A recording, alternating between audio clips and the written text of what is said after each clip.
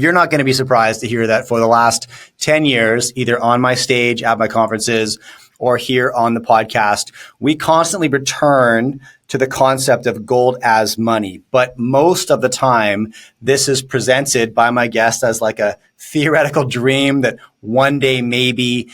Rarely ever is it backed up by any material developments or evidence that there are trends moving that direction. But this is exactly what you work on. And so I'd love you to make a case for me right now, and then I'll just pull on some threads. We'll use this as a jump off point. What is the case for people to believe there is some sort of a return to a hard money standard occurring right now in the United States? I am incredibly bullish on this idea. And frankly, there are a ton of legislative wins to support it. This is the 10th year. The Sound Money Defense League has been in operation now for 10 years, where we've been advocating for the remonetization of gold and silver. The truth is that right now, gold and silver are currently unworkable as money. And the primary reason for that is the taxes that surround its use for people buying, for people selling. There's too much friction involved that make gold and silver unworkable as money. And so the Sound Money Defense League for a decade now has been going state to state and to Washington, D.C., removing all of these disincentives, removing all of the impediments that stand in the way to people actually getting to use gold and silver. And so these kind of legislative victories are massively important, because this is what allows for individuals to adopt their own personal gold standard. This is what introduces competition to the US dollar. This is what allows for innovation in money, which is ultimately what we want. We want the best money, right? Here in the United States, no one woke up this morning and said, I think I'm going to choose the US dollar today because I believe that this has the best monetary properties that a money could have. No one had that conversation with themselves when they woke up. The truth is that we use the dollar because we're trapped. All of the alternatives are shackled with taxes and disincentives. And so you don't really have a choice but to choose the dollar. On top of that, obviously taxes are payable in US dollars. And so there are a bunch of things that are regulatorily funneling people, trapping people into using the US dollar, not giving them any other choice.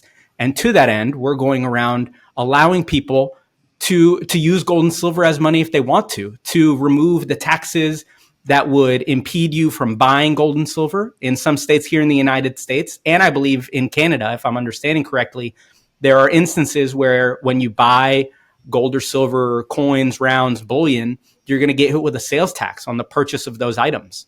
The same is also true on the back end in many states, and on the federal level.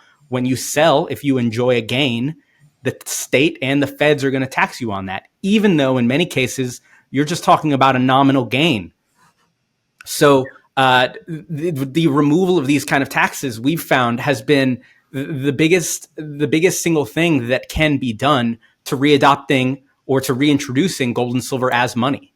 Real quick break here, guys. If you are a mining investor, you are without question familiar with the Golden Triangle region in British Columbia. This is one of the most prolific mining regions in the world due to its vast deposits of gold, silver, and copper. Now, for the last 4 years, Dolly Varden Silver has been busy expanding their high-grade silver deposit in the Triangle, and they are backed by some of the smartest investors in the silver business, including the legendary Eric Sprott, Hecla Mining, US Global Investors, Fidelity, Delbrook Capital, Sprott Resource Corp, and more.